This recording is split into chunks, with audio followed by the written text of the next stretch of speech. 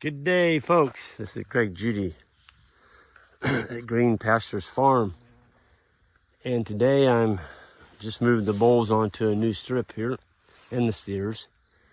And you can see the lion's share they're grazing today is big blue stem. And nestled down in the canopy is a Korean Lespedeza and a whole host of other flowering weeds, forbs. There's black-eyed Susans, there's ironweed, there's some horseweed in here, a few cockleburs that met their demise. I can't help it. When I see a cocklebur, I do that to them right there. Just in case I don't get back here and the steers and the bulls don't eat that today, I don't want it going to seed. And I don't have very many of them, but right through here there was probably 20. I nailed them. Folks, when you've been where I've been, Cocklebur City on that, well, we call it the soybean cocklebur field. When you had tens of thousands, I probably had a million or more. The whole field was cockleburs. You never ever want to, still have nightmares about that. And so when I see a few of them coming, if there's, if there's 200 or 300, you can't do that. But if there's 20, pull them. Because when they put a burr on, they put on like, 30 to 40 burrs per plant, and they stick to the hide of your cattle. And they're sharp. They're little sharp guys. They're about as big around as my fingernail. And when they get stuck to the cattle, of course, that's uncomfortable for them. It's more uncomfortable for me to see it because I don't like my animals having burrs stuck on them, but they're also propagating them. So those burrs, as they work around this farm, they're dropping them off of their body. And instead of just having a little localized bunch right here, like there was 20 plants right here. This is probably the average size. And when you pull one, just knock the dirt. I just hit that on my foot and the dirt goes off it. That was, I don't know, 4 foot tall, 3 foot. They're easy to pull right now because we've had rain. They just pop out like nothing. They don't have a real deep taproot, but yeah. Cattle will sometimes eat the leaves just on the top, but they won't kill them. And then they put on seed here in another week or two. And then here they come. You're fighting them. There's milkweed. We have a lot of milkweed on this farm. I like the milkweed. It's good for the monarch butterflies.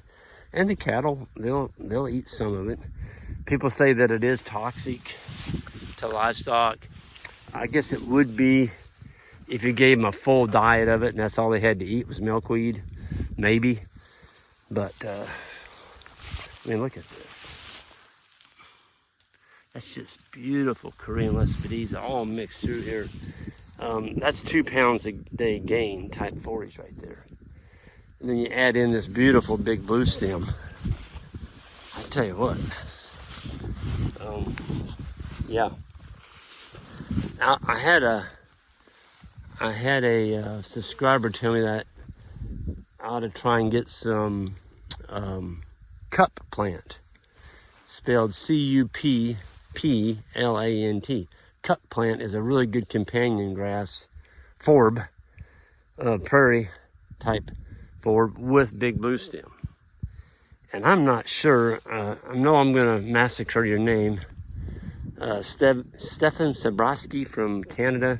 You'd made a comment, and usually what Stefan says, he's got a website, and I have to apologize. He's an orchard guy, natural orchard, organic guy up in Canada. But Stefan, I'm just going to ask you, does that look like cup plant? I know you said the leaves are cupped where they hold water. The ones I saw on the website, I went on a website and looked at it, they were a lot taller than this. They were like 8 feet tall. Man, look at that bull. That's a 3-year-old and he's buried in the grass. We measured a grass plant the other day. I had a tape measure, and it was 7.5 foot tall. So if you think about, what the professionals tell us, the grasses are a mirror image of what's growing on top, what's underneath the ground. These warm season perennial big blue, Indian grass, gamma, they all have tremendous root systems underneath them. But I'm interested in this, Stefan. If this is this cut plant, once I started reading on it, I was pretty excited to try it. And he was saying, just overseed it in the fall. Your last grazing, I guess before winter sets in really hard, you can broadcast. I'm gonna check it out. It's a wonderful pollinator. It has a yellow flower on it, and I'm not sure this is cut plant. We always called this one black-eyed Susans, but it's a little bit taller than normal. This one's about 4 foot, and it's all in here. I noticed the cattle do kind of eat some of the leaves on it, but well, right up here, check this out.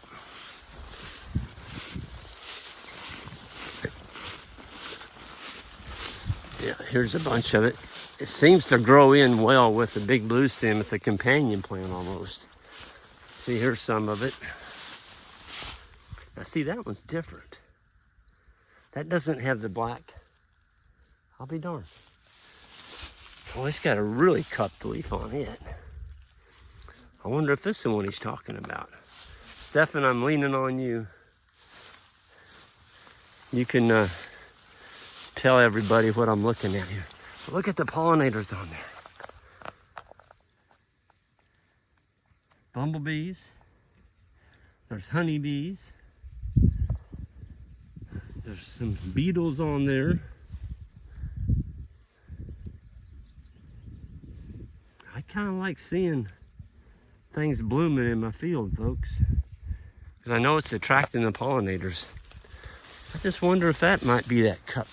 It's definitely different than that black-eyed thing. I bet you that might be it. Boy, it's a lot taller. That plant's probably 4 foot, 4.5. Well, let's just mosey on. There's some more of it.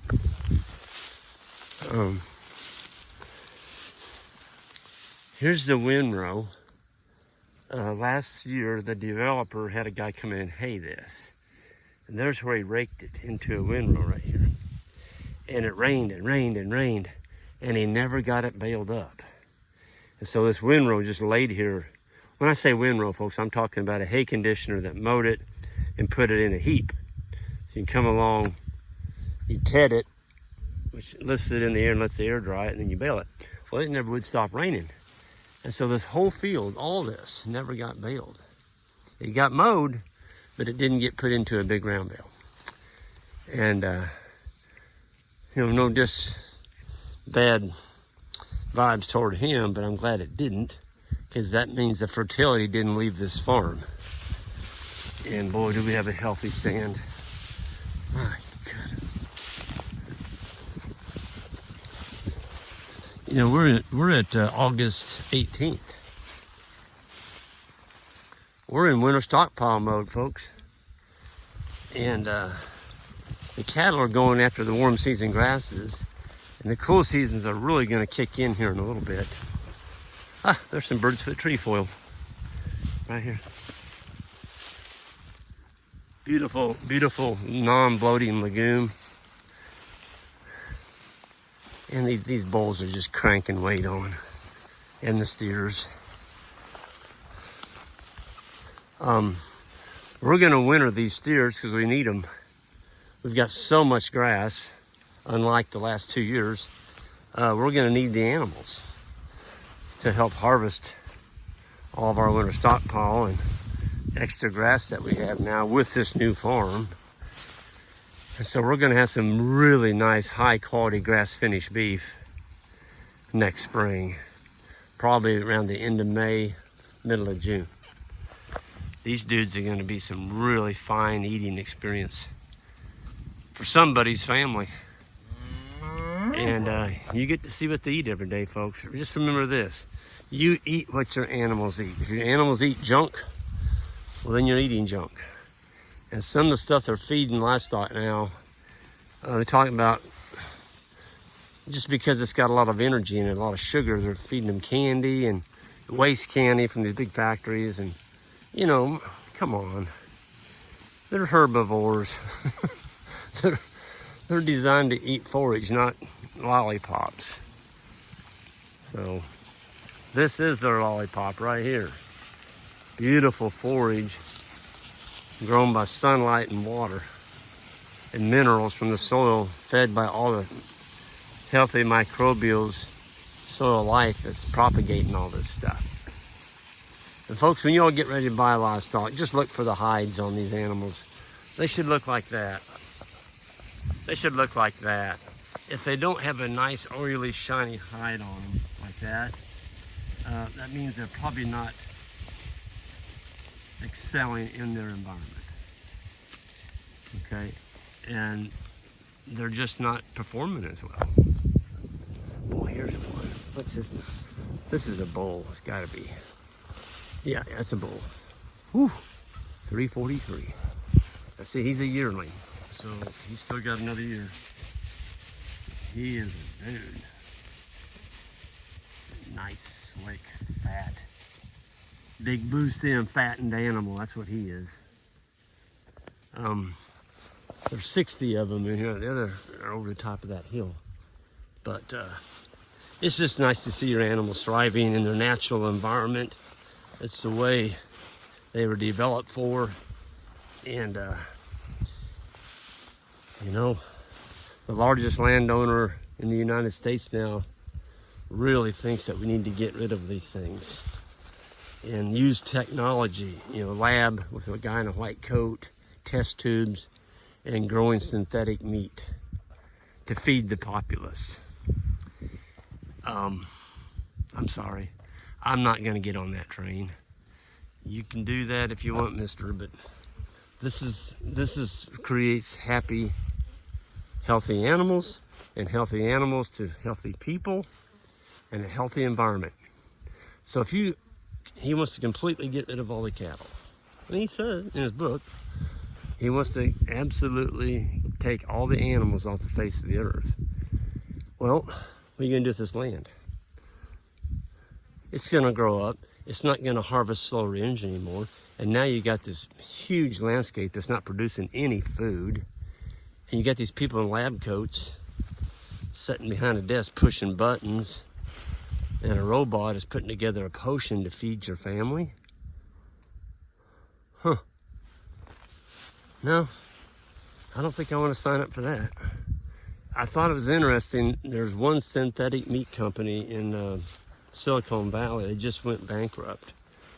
I forgot the name of it. There's several articles on it. You can find it on any of the, just Google it. Silicon Valley meatless conglomerate goes bankrupt. Yeah. They went from $25,000 to produce one steak in a test tube with all kinds of technology. And they got it down to, I think it was $28 for a hamburger. Yep.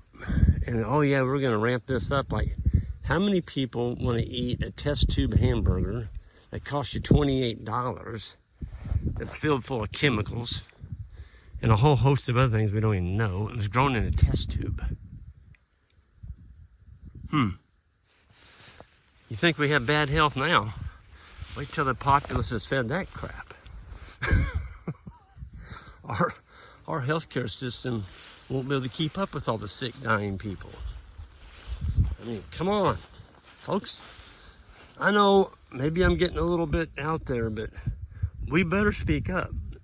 There's a whole lot more crazies out there that got a lot more money than we do. And they seem to be making a lot of the decisions now. And as a populace, it doesn't look good. You think this landscape looks degraded? Do you? All it's ever seen is animals. It's never seen a plow. It's never seen any chemicals. It's just livestock. And the diversity out here is through the roof. I took a piece of paper, started writing down the different plant species in here, complements of the ruminant, the grazing animal. There's probably over 100 different species in here. And the birds, I can hear the birds in the background. I jump up meadowlarks, there's bees. It's natural. It's as natural as breathing. You're not gonna find that in a test tube, right there. You know, it's beautiful. So, yeah, I think we need to wake up and smell the roses and see what direction we're going as a country. And, you know, we got to get rid of these animal vibe crap. All you ever hear is the bad part of it. You don't hear the good part, what they're doing. And, you know, there's some black eyes out there that we've given ourselves as an industry. And, yeah. Anyway, I'm going to get out of here. I'm going to be seeing some of y'all in Northern Ireland. Jan and I are taking off there in September. We're going to be giving a conference there by Glenarm Castle. And I'm actually going to be going around Ireland visiting with some of the farmers the young ladies got us hooked up with, and it's going to be awesome. So I'll be seeing some of y'all there, not too distant future. Y'all have a good one. See you down the road.